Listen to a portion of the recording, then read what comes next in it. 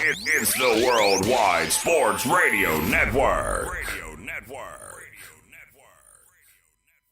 The Sports Hit List presents Smoking Mirrors with Declan Krogman and the Polius Brothers, Greg and Stefan, breaking down the biggest news in sports, giving you the stories behind the story. Here for all the smoke, all the time, right here on the Worldwide Sports Radio Network.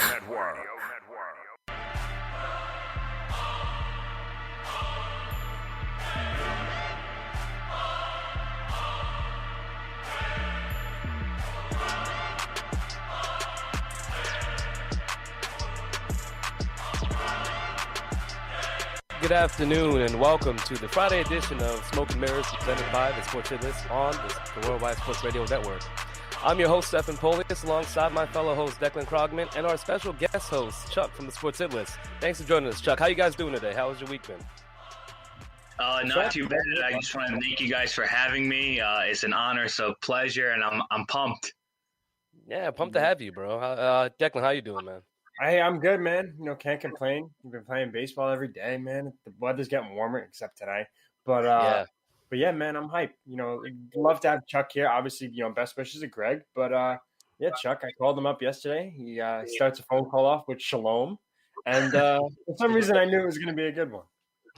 Nice. Yeah, no, it's been a great week. The weather's been great, like you said, minus today, which is surprising for like March, April. Usually you don't get this kind of 60s and 50s, but taking advantage of it. And, yesterday was an amazing day as it was opening day for all the baseball fans out there. Finally, watching spring training or maybe following your favorite team, finally had opening day. Had some marquee moments, some special moments. I know one thing that let me down as a Met fan was that the Mets and Nationals were canceled. They were postponed. I just got the news today that it's actually postponed for the weekend, unfortunately. But, yeah, you had some big moments still. For you Yankee fans, I know it was a tough day yesterday, taking a hard loss. I'm not going to, rub any salt in the wounds, but, we can get into that. What'd you guys think? How'd you enjoy your opening day? I enjoyed it even though they lost. I mean, it was just fun to see baseball back. Gary hit a homer early on. It was a very, pitching, Garrett Cole versus Ryu.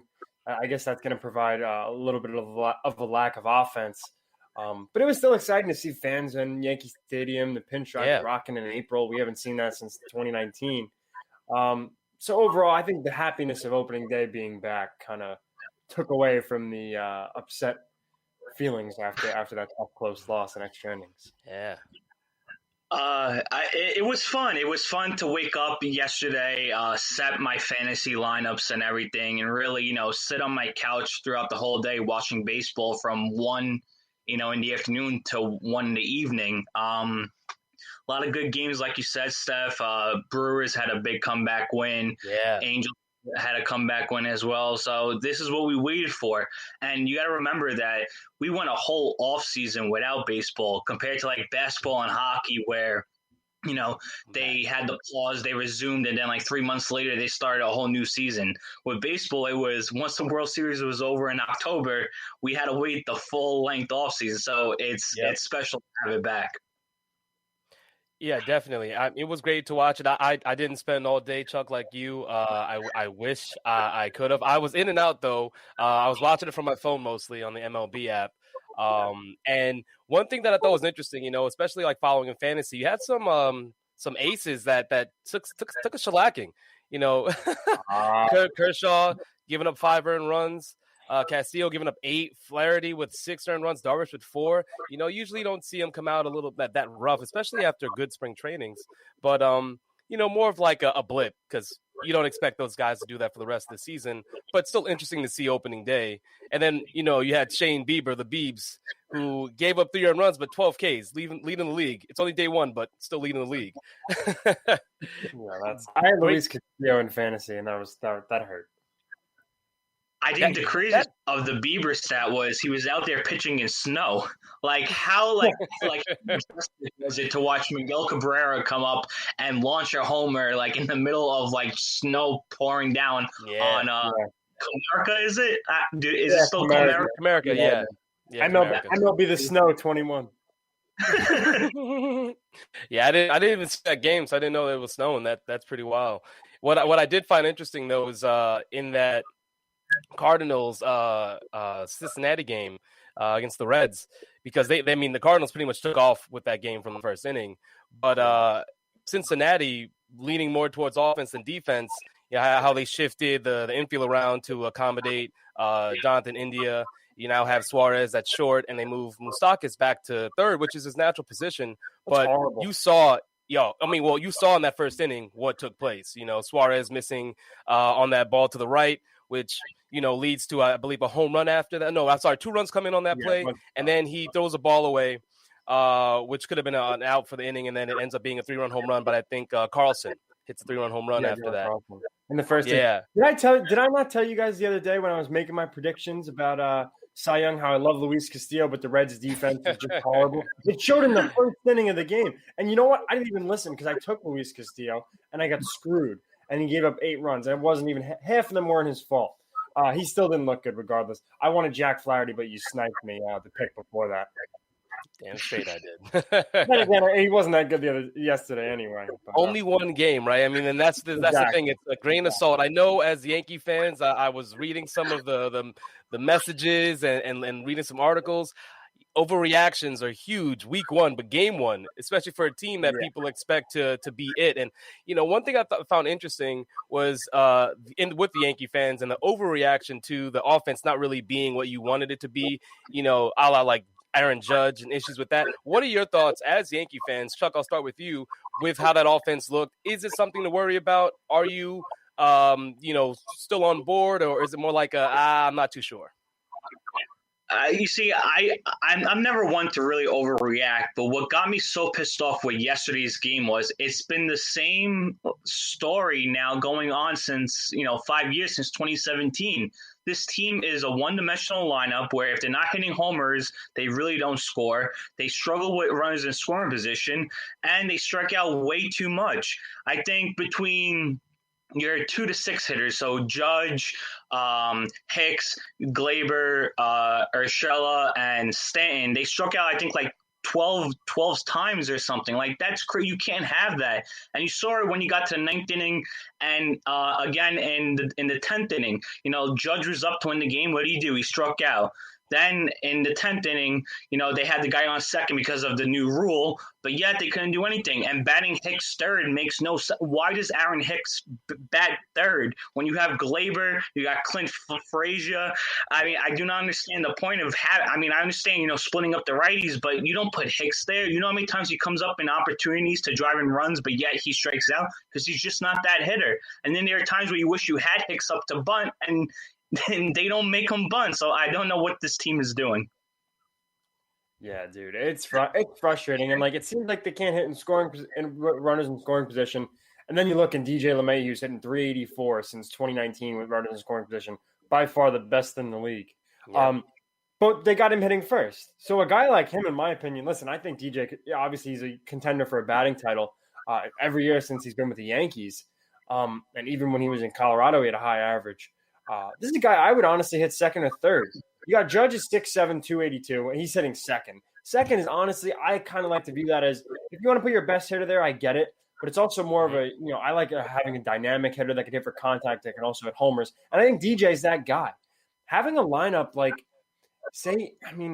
if you want to hit DJ third if you want to hit DJ second and Judge third, I would get that more than the Hicks thing. If you want to hit Hicks leadoff, I have no problem with that. I think the lineup honestly should be Hicks, DJ, Judge, Stanton, and then you float in Glaber. When Voit gets healthy, obviously he'll be there. And then, the list goes on from Urshela, Gary, and Clint. But I'm not going to overreact too much because this team is going to win the division. They're going to win 100 games. But it's just, let's just relax. Take a deep breath. It's going to be all right. But yeah, it was tough to watch a little bit of yesterday. Yeah, I can imagine. And it's interesting, Chuck, as you approach speaking about the Yankees as they're all or nothing with the home runs, that reminds me of my 2015 Mets. That was what it was, home runs or bust, and ended up being, the nail in the coffin going against the Royals, because while they can generate runs every inning, the Mets are waiting for one big inning. So I feel that frustration as a Met fan, to you Yankee fans. And it's only game one, so, a lot can change. I agree that the lineup does need to be shaken up. Aaron Boone, making poor decision, and it's showing in extra innings. So we'll see as the season rolls on. We have 161 games left, so plenty of time. I just want to give a quick shout out to Papa Giuliani that's watching us right now. Appreciate you for locking in. We're going to transition real quick, though, to the Mets, which Papa Giuliani is a huge fan of the Mets. And Lindor, that's the big news. The Mets finally signing Lindor on an 11-year, $341 million contract, third richest player in MLB history, richest now in the Mets franchise, ahead of David Wright now, who was $138 million in 2013. And I love it. Personally, I'm a huge fan of this deal. I know there are some naysayers at the amount of years he's gotten, knowing that he's 27, finishing up at 38. It was the right move in my mind to get one of the best player, I believe, at shortstop, and just a great clubhouse guy. He gives you all the intangibles. But Declan, what are your thoughts? Do you share my sentiment? Are you just as excited for my Mets? Yeah, no, I am. I think it's a great move. Me and you were saying it, or you and I should say, were saying it the other day when Greg was on, and Greg wanted to give him, like a 6-year deal. No shade, yeah. just recapping the conversation. Right. Some shade. It got a little darker in the room. No, I didn't. No shade there at all. But no. And we were talking about the 8 to 10 year deal and how that would work. I think it's great. I love how petty they are. They had to give him $1 million more than Tatis. Yeah. At least for OCD's sake, round it up to 345. Even 342 would look better. Why you got to stick a 1 next to this guy's name? Whatever. But no, I like the deal. I actually think it's great. I think he can be a cornerstone. He's going to be the building piece. When are they going to make him captain? No. This is a guy that they're going to really need, and he's going to be their premier guy for the next 10 years. And I think it's a great signing. Shout out to Uncle Steve. I do agree with you guys. I think it was a fantastic move. When the Mets got Lindor, I said this was a move that I wanted the Yankees to make. I wanted Lindor and Carrasco. You could have put Carrasco. I know he's injured now, but he would have been a nice number 2 behind Cole. And Lindor would have been phenomenal at short. And when the Mets made this move, this was not going to be, a 1-year thing. Uncle Steve was going to get out the checkbook and write him a nice little check. It happened to be for $341 million.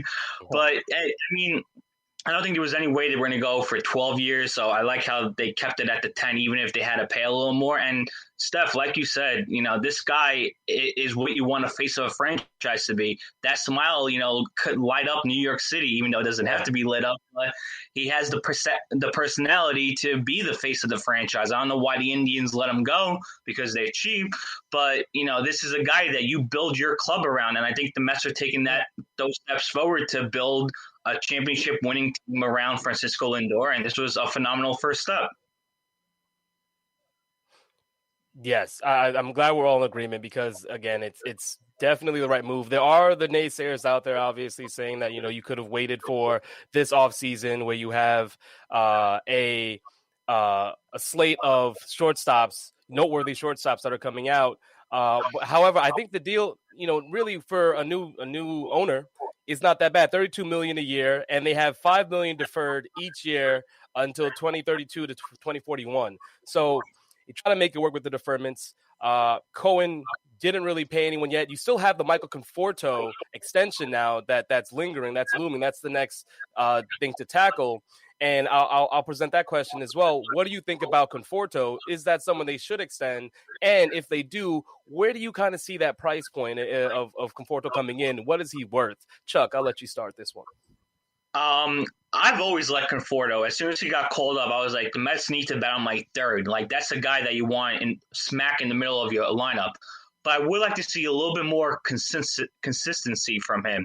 So if he gets maybe – I don't know, like a George Springer deal, kind of. I don't think the Mets should go too high on him, but they give him maybe $18 million a year or somewhere between the 15 to 18 mark. I think that'd be a nice deal for them because I don't think they're going to be shelling out big bucks for Conforto because he's not that type of player. He might turn into that type of player, but you don't want to start tying yourself up into all these big contracts and then players not living up to them. Like we've seen that, hurt teams before.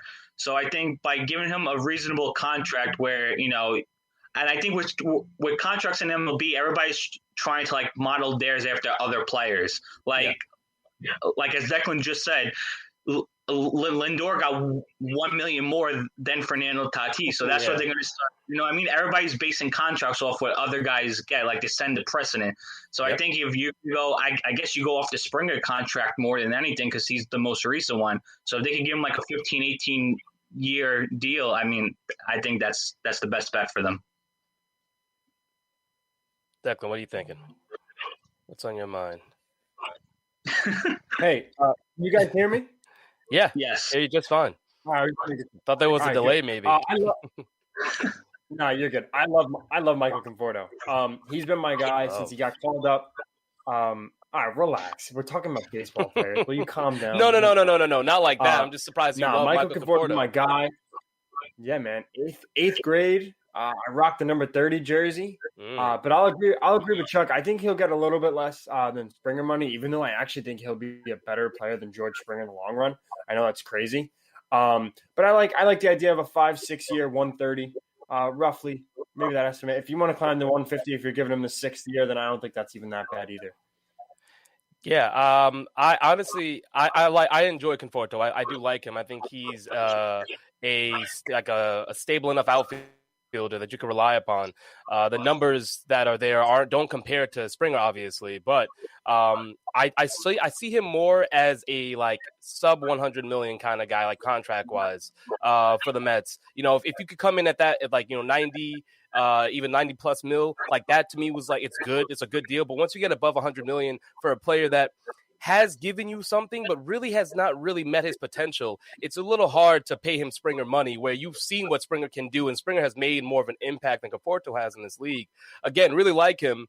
Corner infielder now, you could say that Springer's going to become like a corner. He's kind of already transitioning into that, but different feel for Conforto, and as a Met fan, it's hard to see a face like that go, especially when he came up through the system and he was the guy, and I think that's the harder part about it, paying someone that you've seen from day one not really meet where you thought he was supposed to be.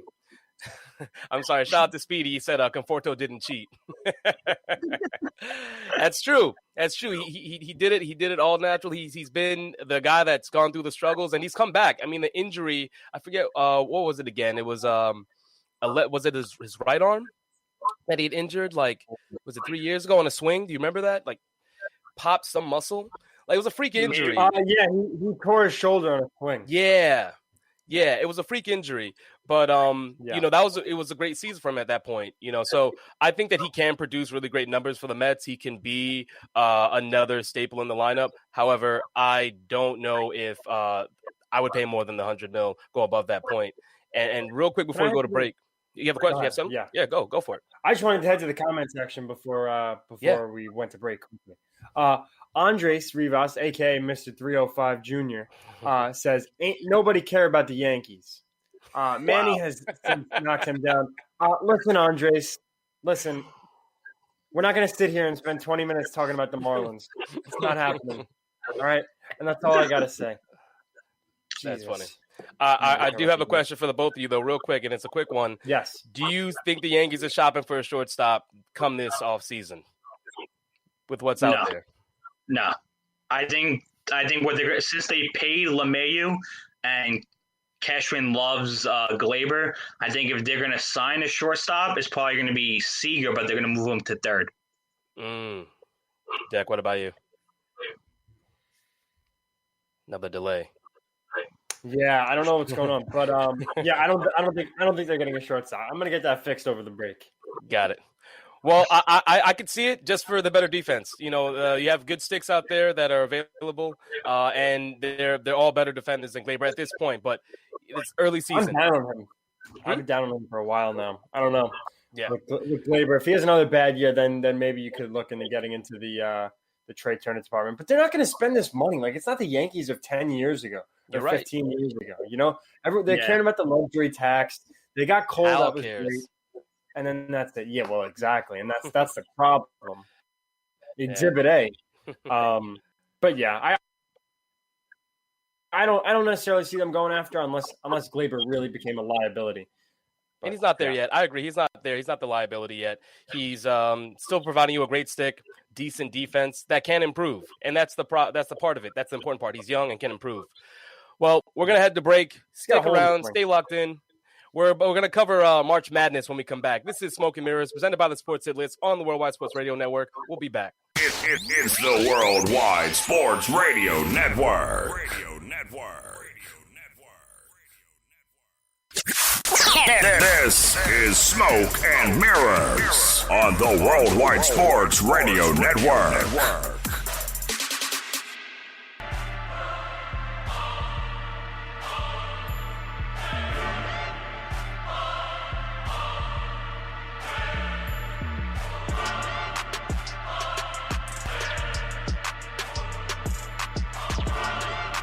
Welcome back. You're listening to Smoke and Mirrors on the Worldwide Sports Radio Network, presented by the Sports Hit List. I'm your host, Stephen Polis, alongside my fellow hosts, Declan Krogman and Chuck.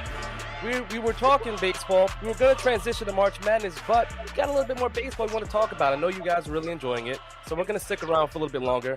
And Declan has, I guess it'll be a fun factoid from this opening day. Declan, hit him with it. It was so weird. It was like shades of Robin Ventura back in the 2000 NLCS against the Cardinals. Yeah, I know you love that one. Yeah, I think I got that right. So listen, yesterday, guys, and of course, I think it's just a great business move to keep talking baseball. But yesterday we had the Dodgers and the Rockies play an afternoon game on opening day. The Rockies won 8-5. I know, shocker, but Cody Bellinger hits a fly ball to left field, right? Justin Turner's on first base, right? No one else on base. It was a 2-run shot, right? Hits the fly ball to left field. It goes off of the left fielder Tapia's glove and kind of like hangs. It hits his glove and goes right over the wall, right? So Bellinger sees it. It's ruled a home run. TV rules it a home run.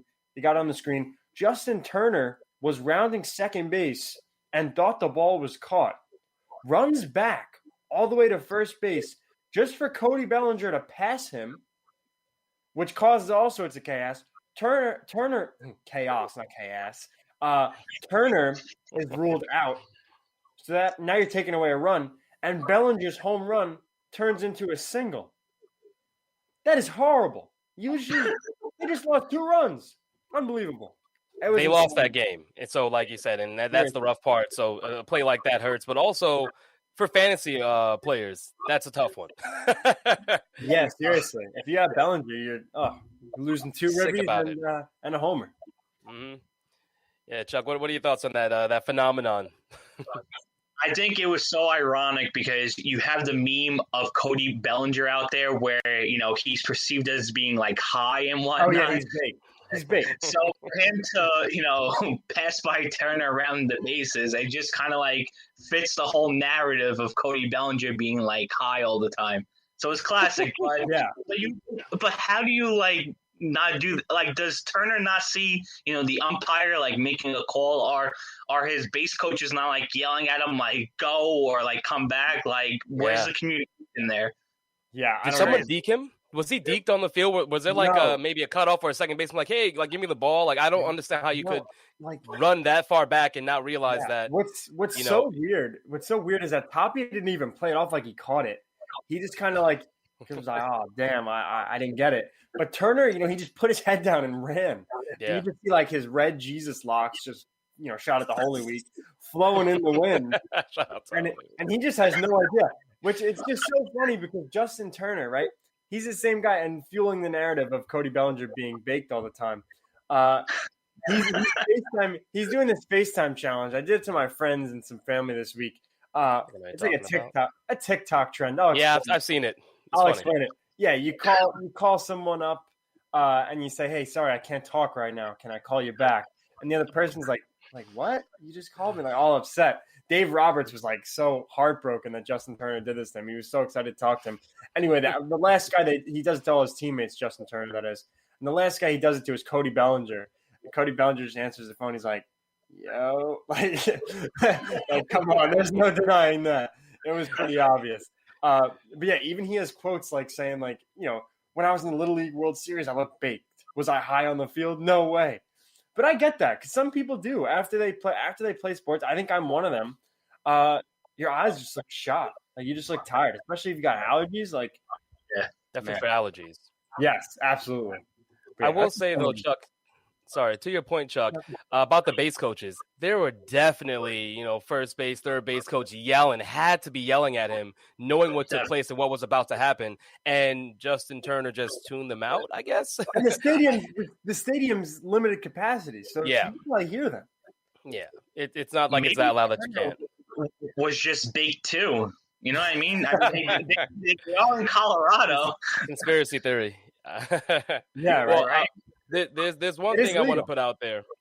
One thing I want to put out there because on Monday when we were doing our division winners, second place, and wild cards, I mentioned that I see the Mariners making the cut. All right, because it's going to be 8 from each division, right?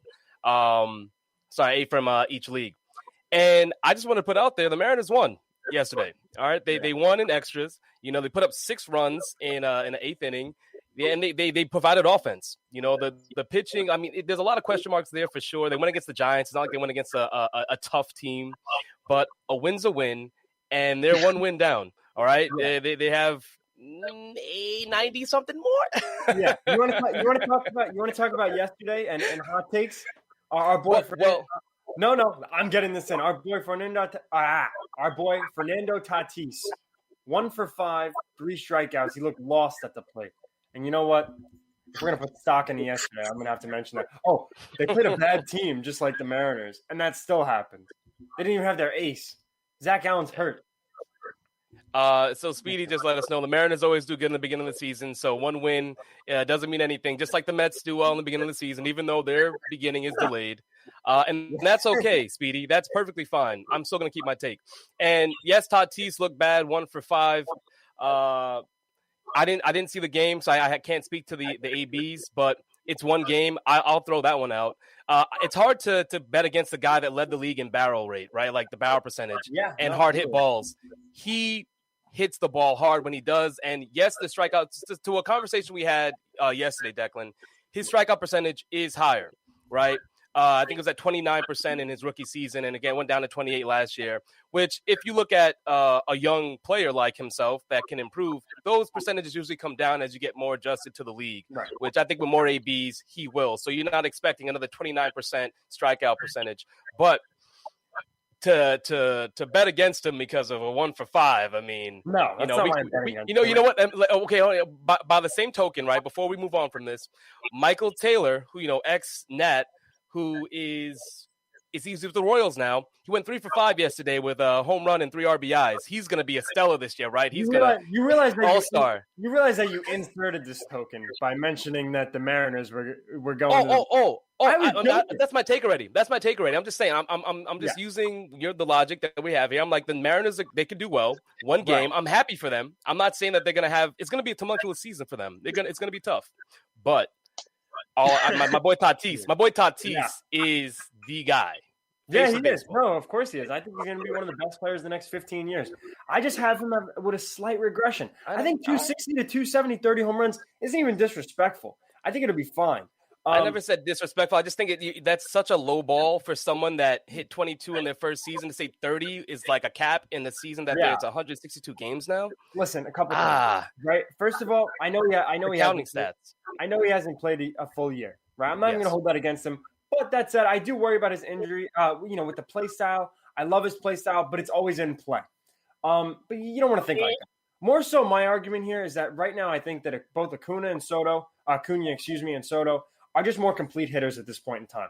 Tatis is young. He's allowed to have a little bit of a down year. We've seen this happen with guys like Mookie Betts. They come out, they explode. He hits 330, and then the next year he hits 264.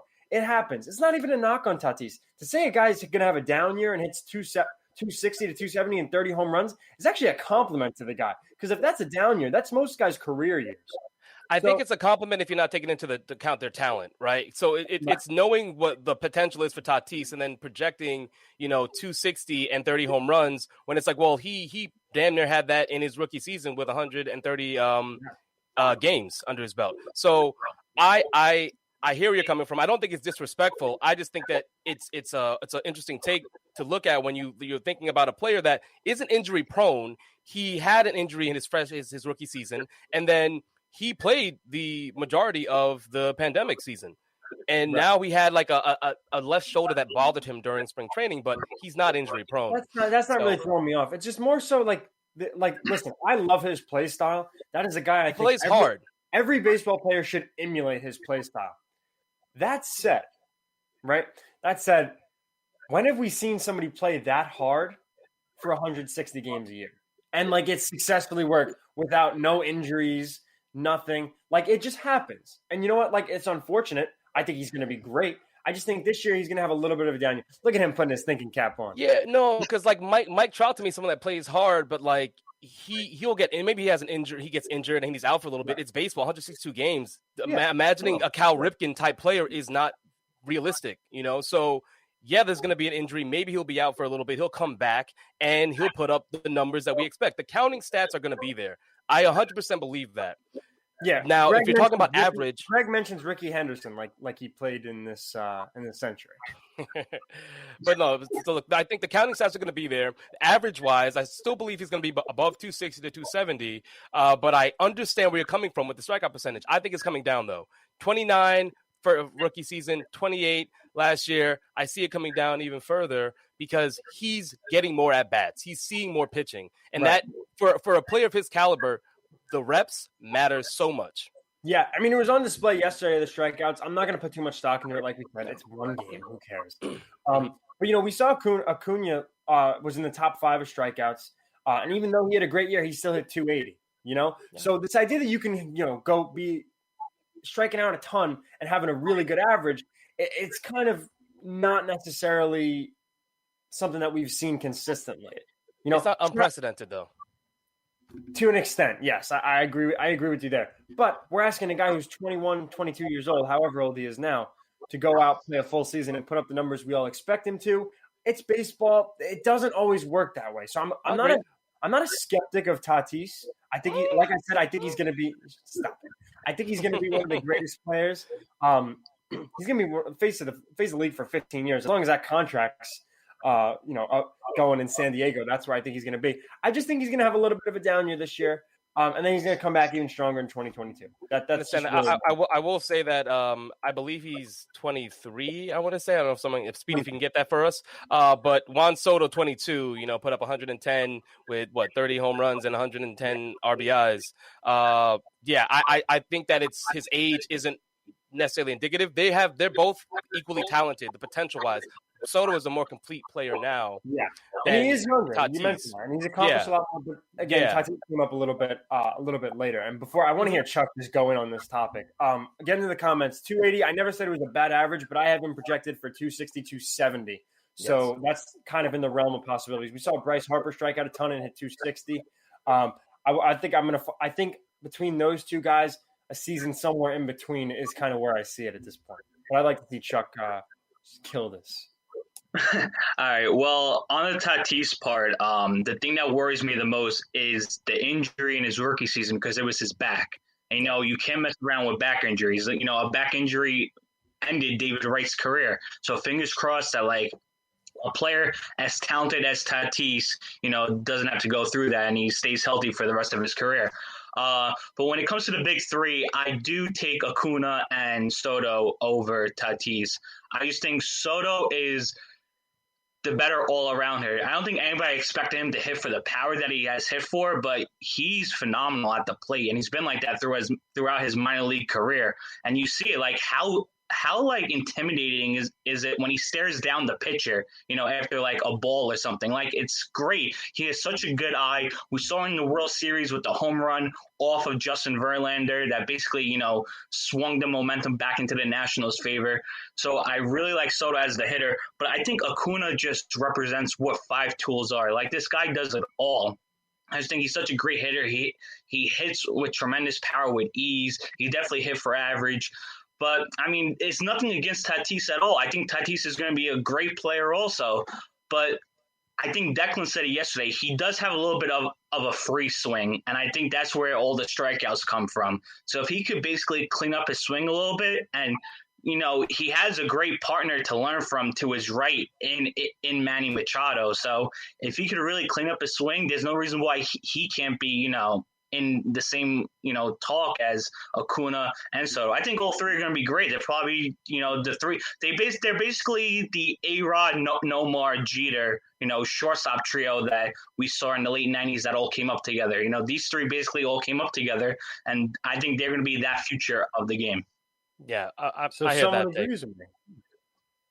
I don't disagree with Chuck or that point that of the three, Acuna and Soto are more polished. That's never been up for debate in my mind. It was more so the believing that the strikeouts would bring him down to 260 average and that he would only top out at 30 home runs.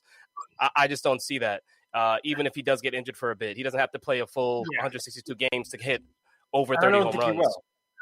Yeah, and he doesn't have to, though, is what I'm saying. Yeah, that's always within the realm of possibilities, but I'm just I see a slight regression in maybe 125, 130 games. And I'm with Chuck wholeheartedly on everything he said. But I think what's going to help him most is that he's in such a productive lineup. Like, Hosmer has been killing the ball. Yeah. I think he was like three. Will I think Myers he had yesterday. Will Myers is finally living up to somewhat of the hype he had back in the minors. Trent Grisham is a really nice little hitter that they got. So I think they have a nice lineup, to surround Tatis with talent. And I said it once the Padres started all these moves. What the Padres did for Tatis with surrounding him with talent is what the Angels should have did with Trout. Yes, like getting him 100% agree. Getting him another bat in the lineup. I mean, yeah, Albert Pujols is Albert Pujols, but this was on the backside of his career. This isn't, a 26-year-old that they signed like the Padres did with Manny Machado. So I think Tatis is in a great spot where all his raw talent can come together and really flourish to make him into, the superstar that we all expect him to be. 100% agree. I think that is spot on. As far as the big three, because I think you said it was Jeter, Nomar, and A-Rod. I feel like talent-wise, there's like having three A-Rods. Not to knock on the other two, but just like skill set-wise, it's like three A-Rods coming around at the same time, which is kind of nuts to think about. But I'm 100% with you on that. I definitely agree. Like Nomar and Jeter, there was definitely a talent gap between A-Rod. Like A-Rod is the top 5 talent all time, in my opinion, without steroids, honestly. But yeah, I totally agree. Yeah, I'm glad we're all on board with that. Like I said, we're going to see how the season plays out. Declan, with the 260, 270 strikeouts, are on board. Like I agree with you on that. As far as the Soto and Acuna, like those guys are just going to ball. and that's a fact. I don't think anyone sees that any differently. I think in one of the chats, just to mention this quickly, we were talking about how the marketing side of baseball was really delayed on like some of the action that was going on, which is a damn shame, really, because you have these big plays, these big moments, and social media, like the faster you are, the better people to interact and engage with it. It's something to clean up, seeing that day one, it was a little bit sluggish, and moving forward, like getting the content out quickly so that people can engage with it, interact with it. There's so many baseball fans that are starving for this content, and they can share that with people who maybe aren't watching baseball now, but love an exciting play. Yeah, to touch on that quickly, 2 seconds. I think it's crazy how the average fan like us can go and, get the clip in like 2 seconds and then throw it on Twitter and whatnot. But for MLB, it takes them like 3 hours to find that same clip and make a post about it. I don't understand it. Yeah, ridiculous. Well, we're going to take a commercial break. Stay locked in. This is Smoke and Mirrors, presented by the Sports Tailors on the Worldwide Sports Radio Network. We'll be right back. It's the Worldwide Sports Radio Network. This is Smoke and Mirrors on the Worldwide Sports Radio Network.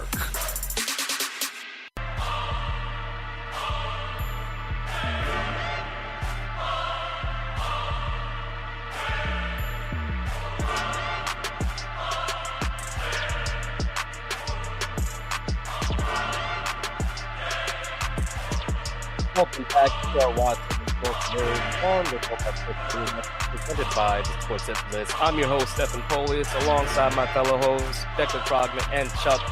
So we talked a lot of baseball. We're going to get into some college hoops.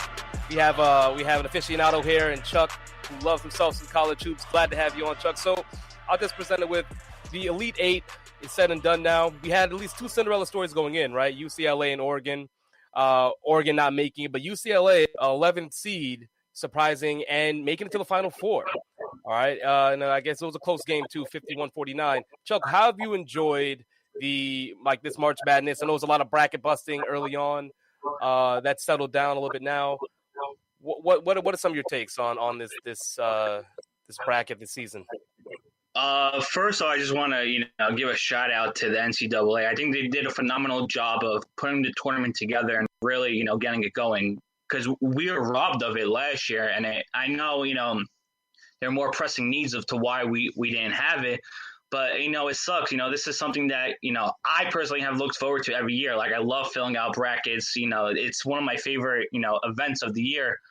So I was happy to have it back. And I said from the beginning there were going to be a lot of upsets, without a doubt. And you saw it, because we don't have those, superior teams anymore, whereas the Kentuckys or the Dukes or the Kansases or whatever have like 4 freshmen that can go in like the top 5 in the NBA draft. So it was a very even playing field. And we see it, a team like UCLA, who was in the first 4, is now in the Final Four. That's only been done once before by VCU. So that was great, just watching the games throughout the whole day and having, fans back to an extent. I think that was great. And my bracket didn't really live to see, 5 hours, I want to say, with all the upsets. So it was great. I mean, when you have your bracket like busted, you kind of, all right, forget about it, and you just enjoy it as a fan, and you're not, rooting for one team over another to save yourself. So, and plus, we're not having Duke in there, because I'm a big Duke fan.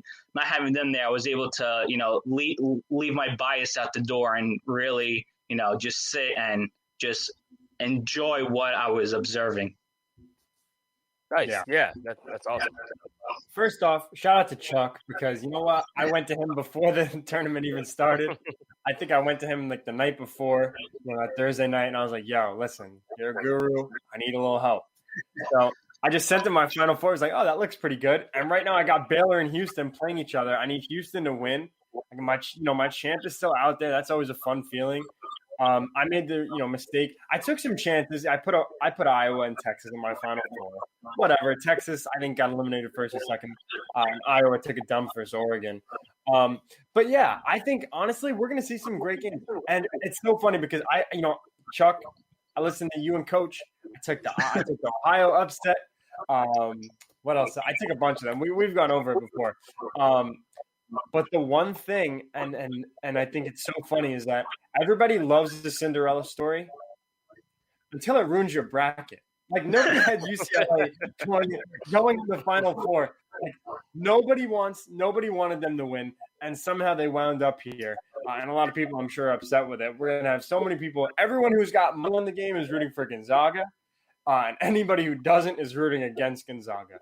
And that's like the state of where NCAA basketball is in this tournament right now. Yeah, I didn't do a bracket. I'm not as big of a college hoops guy. I'm not gonna lie. I mean, when you were talking, Chuck, I'm like, all right, that sounds great. Yeah, real good information. I will say, for the Final Four, you do have UCLA, 11th seed going against the first seed Gonzaga, and then Houston, 2nd seed going against the first seed Baylor. Happening tomorrow, so we're gonna have our decisions over the end of this tournament coming up very soon. I will ask the both of you, who do you have winning it all? From the very beginning, I had Gonzaga. I just thought they were the most complete team. They're deep, and I would love to see them play Baylor, because we were robbed of that matchup earlier in the year because of COVID. So this is the chance to see the number 1 seed against the second best team in the country go head to head. So I'll take Gonzaga. They got phenomenal playmakers, Timmy, Kisper, Suggs, who might even play himself into the number 1 overall pick, which is crazy to think about. Nemhard, who was the transfer from Florida. Shout out to Greg. Thank you for letting me fill in. So I really like Gonzaga, and I really think they win this whole thing. And we have the first undefeated team since I think like the '76 Indiana team. Wow. Yeah. Listen, I think a nice bracket strategy is if you took Gonzaga and kind of tried to clean up on some upsets underneath. I think my dad did that and it worked out pretty well. But I need Houston to win. I think they're just a well-coached team. And I'm going with them. I really am. I think let's be bold here, guys. It's 2021. I'm number 1 seed, not winning. I can miss me with that. That's not the tournament this is. I really think Houston is going to take down Gonzaga. I know it's crazy. I just see it happening. They got to get through Baylor first. That's going to be a tough as hell matchup. That we could be looking at a 3-point game, honestly. But tomorrow night's going to be great. You got Houston at Baylor at I think it's 5:15 maybe. And then you got Gonzaga and UCLA at 8 or 9. And you got Saturday Night Live if you want to be bored and reminisce on when it used to be really good. I love SNL way too much for the product that's out there right now. But shout out to Colin Jost. He went to Regis. That's my boy. Michael Che too. I like him also. But yeah, all right. That's my bracket. I will say shout out to Manny down there in the comments. He let us know that Juwan Howard just won Coach of the Year over in Michigan. So congrats to Juwan Howard. Yeah. Also, Manny, UCLA beat Gonzaga? I don't remember that. And also, Manny, since you're a Michigan fan, I really want to see the Fab Five really, set aside their differences. I think it's been too long that they've held this beef with Chris Webber and everything. They had Jalen Rose in the stands for their game against UCLA, so I really want to see them, come back to the school and everything. I think that would be pretty special. Unity, man. I feel that. Yeah. Well, on that note, we're going to move on to our last segment here, the NFL schedule. So for those of you who do not know, the CBA has been agreed upon, so the players' union as well as the owners ratified the CBA, and they agreed to a 17-game season. So we're going to have 18 weeks of football, which is really big. I mean, there's more to the CBA than that. We'll get into that as we go on, but the biggest component has been that they're adding 17 games. Now, there have been players that were against it outright, some marquee players, some big players. But the way the voting went was 119 to 959, all right, for this new 17-game schedule. A lot of it predicated on the amount of revenue they can generate. One thing I will say is that the revenue share did increase. It was 47% last year. With this new CBA, it's 48%, which can go as high as 48.5% in any season that has the 17 games in it. And then there's the possibility of a 48.8%, depending on if the television revenue surpasses or increases to 120%. So there's more money for players now than there was in the past, which apparently was part of the swaying argument for these players that voted for it. Chuck, what do you think about this increased schedule? How do you feel? Are you excited? You are not. I'm with him on Let us that. know. Well, first off, my OCD is cringing at this 17-game schedule. It's going to be so annoying when a team finishes a season 8 and 9. I'm going to lose my control of myself. I do not understand the point of adding another game. If they wanted to generate more money, especially in their primetime games, stop letting every team have a primetime game. We don't need to see sucky teams on, That's on real. Monday night. That's Patriots. You know what I mean? Life's not fair, all right? If your team sucks, you should not be nationally televised. I don't need to see the Jaguars without, Trevor Lawrence as of right now, playing against my Jets. I probably don't even want to watch that on a Monday night game. We want to see the faces of the league. We want to see Patrick Mahomes. We want to see Russell Wilson. We want to see, Packers-Bears, rivalries. We want to see that. We don't want to be seeing these cringeworthy games. And the players have every right. They took away a preseason game, which is probably even more useless. They should have took away 2 preseason games and just let it rock with the 16-game schedule. They already added, a 7th playoff team, so why not just make it an 8, playoff, in each conference? There was other ways to go around, and adding a 17th game doesn't really do anything to me. Like, yeah, week 17, my Jets are going to play the Eagles. I can't wait for that one. Golly. Like, no. I don't think anybody cares. All right, the money is generated for the playoffs. That's what I think teams need to focus on. They're worried about, expanding the season. The season gets boring after a while, and we even see it in baseball. 162 games becomes a drag. I think baseball should fall back to like 140 or something. It just doesn't make sense. Everything happens. You want to see teams go for it. Trade deadline is what generates, interest in the league and whatnot. So, everybody into the trade deadline is going to, stop with trades, because teams are going to be like, why am I going to give you my best player when I have a chance, to make the playoffs and, try to win a championship. So I'm not a fan of the 17-game season at all. Yeah, dude. Ugh. I'm so with you. When I heard that OCD thing, I was like, that is just way Declan was complaining about 341 million for Lindor, so he definitely has an issue with the numbers. And I was happy for him. I didn't want it to go down to 340. I wanted it to go to at least 342. That looks better. Yeah. Oh my God, though, the 17-game season, can it be more unappealing? Like just to think about. Honestly, you're right. 8-9-1. I gotta watch the Raiders go 4-13 this year instead of 4-12. Who wants to do that? It's so stupid. It's unbelievable. And you know what? If you wanted to bring an NFC AFC game into it, like you could have just replaced one of the meaningless third place teams playing against the other third place teams from the NFC South and the NFC East when they're not playing divisions that year. That's what they should have did. Because I'll agree that the NFC and AFC need more interleague contests like in baseball. Because I think they got that so wrong that the Giants and the Jets play on once every 4 years. That's ridiculous to me. But the one thing – all right, Manny just said something funny. He said more competitive fantasy football, and then he said, damn, I just realized an extra week at Travis McKay. Shout out to Cookie man. Shout out to him. He should have been nominated for MVP this year. But yeah, it's just so ridiculous to look at, and it's not fair to the players. They can spin it revenue no matter what, however they want to do it. The people that this is benefiting is just the owners. And yeah, that's it. It's benefiting the owners in the league. It really is. It's just so stupid. Like you said, Chuck, it's unappealing to look at. And now one of the biggest things for me is records. We're going to see a guy throw for 5,800 yards in a season, and that's going to get the record because he's got an extra. Yeah, no, that's definitely a factor. Asterisk next to that, right? I mean, having an extra game to put up stats. Yeah, it's ridiculous. Chuck, you can go. What they should have did was they should have just – all right, I understand having the 18-week, season, but give teams 2 buys.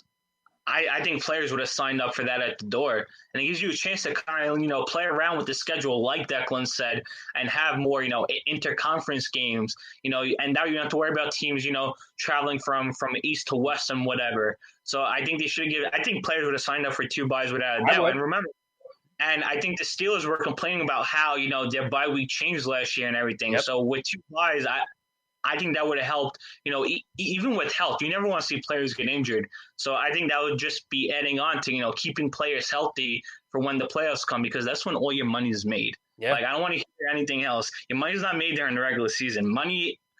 Revenue is basically generated at the NFL draft and during the playoffs, especially the Super Bowl. I love the 7 seed for the playoffs, though. I think that feels better. Yeah. The 2 seed shouldn't have a bye at 11-5, Right. Yeah. That's a big part of it. Yeah. I mean, I think so. The other part is the CBA, because you guys have kind of touched on it. It's they have half the league playing 9 home games, the other half playing 9 road games. They're going to figure out how that ends up going. There is just the 1 bye week. I will say when it comes to that, Chuck, because you mentioned players being in for 2 bye weeks potentially. There were sources saying that there was at least almost 500 players that did not vote on the CBA. So that's a swing. That's a huge swing, so that's another part of it. You mentioned the preseason, that they're only taking 1 preseason game off in the playoff format. 12 teams before, now it's 14 teams. They also added a 3rd wild card game in each conference.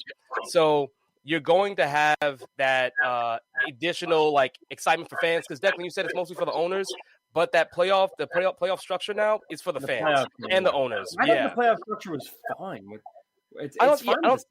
I don't think it's anything wrong with it, but the same way you saw with baseball, how adding more teams to the playoffs did bring about more excitement. I think that's a note that they took from baseball. They also increased the roster sizes from 53 to 55. Also, practice squad got increased as well. Cool. I'm good with that. That's things like that. I think there's some good parts of the CBA. Wait, did you say they're changing the playoffs again this year? In baseball or no, in football? No. So basically, you're going with the same from last year, right? Yeah. So since there's now 7 teams, that there's an extra wild card game. Yeah. Because the one team gets to bye. So it's 2, 7, 3, 6, 4, 5. Yeah, that's what I was saying. I thought you said they changed it again. I was like, wait, how did that? No. No, it's just having the extra one. I love the extra one. Because it's so perfect with the 7. And because a team that goes 10-6 should not miss the playoffs, and a team that goes 11-5 should not have a bye. So I'm totally good with that. Yeah, Raiders are not smoking the Giants this year. One team's heading in the right direction, and one team just traded their entire offensive line. Yeah, I actually heard that what's his name? Oh yeah, John Gruden. He's going to go over to the Carson City High School to try to find out if they can get some nice offensive linemen to block for Derek Carr this year. Wow. Maybe he'll throw 30 touchdowns now that he's got the extra game. I think the one point that you did touch on, Declan, before we head out is, the dissatisfaction with players. I think, Chuck, you touched on it as well when it comes to health and safety. Richard Sherman was someone that was very adamant about, adding a game and being against it because of player safety. They talk so much about player safety, but yet you're adding another game for them to play, right? Another opportunity for them to go out there and hurt themselves. And yes, there's a little bit more money being made in the revenue share, but they're risking their bodies every time they go out there. Depending on how much guaranteed money they have or whatever their contract is, they're risking their bodies, their livelihoods, and their families with every game. So I do feel for these players, especially knowing that there were so many that did not vote and have their voices heard if they were against this particular deal. There are some pros, but I think there are just more cons, and I agree with the both of you as far as adding the 17th game, making it 18 weeks, putting the fantasy implications aside, but it's no good. Yeah. But you guys have any final takes before we head out? I'll say shout out to Manny because he's been commenting the whole time. He's a very loyal listener. We joke, but that's my boy. So shout out to him and everybody who listened today. Yeah. Thank you to everybody who listened, honestly. Yeah, thank you guys. Thank you guys for having me on. Feel better, Greg. And I'll leave with one conspiracy theory. Bill Belichick is behind Justin Fields getting all this slander and potentially falling out of the top 5. That's what I'm leaving you guys. I like that, though. I like that one. Tinfoil hat and all. That's my conspiracy theory. You know what? We're going to end on that. I like that. We're gonna plug that one. So this is Smoke and Mirrors. Oh. Can I just plug quickly? I'll plug Weapons Hot. You see it on the ticker down below, guys. Right down there. Weapons Hot, a New York Jets fan broadcast from 7 o'clock to 9 p.m. With CJ DeSimone, the Painkiller, Jimmy Jardine, and Kevin Spotty Jackson. So just make sure to tune in. We got some great shows on the Worldwide Sports Radio Network. Awesome. And with that, this is Smoke and Mirrors, presented by the Sports Hitless on the Worldwide Sports Radio Network. I'm your host, Stephen Polis, alongside Declan Krogman and Chuck. It's been a pleasure. We'll see you on Monday between 1 and 2. Take care. Have a good weekend. It's the Worldwide Sports Radio Network.